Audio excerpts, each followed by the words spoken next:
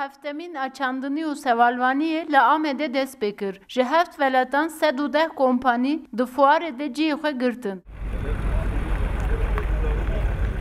Di fuarê de alav û amûrên sevalvanî û çandiniyê bi teknolojiya herî dawî hatin pêşandin. Lê di fuarê de ji amûran zêdetir golik, berxik û karikên herî xweşik ên salê bal kişandin. 25 numara Ahmet Gündüz.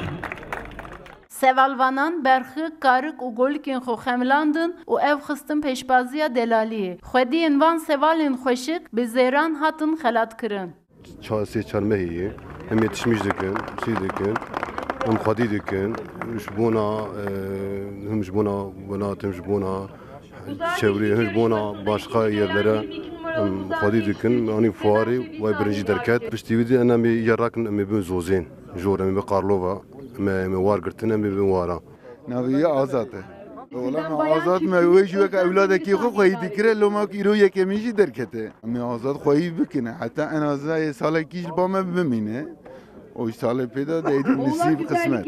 Hin sevalvan jî ji qada fuarê xemgîn veqetiyan. Lewrê sevalên van bi hêjayê xelatê nehatin dîtin. Ê mekedin derecê, ê gundê mekedin derecê.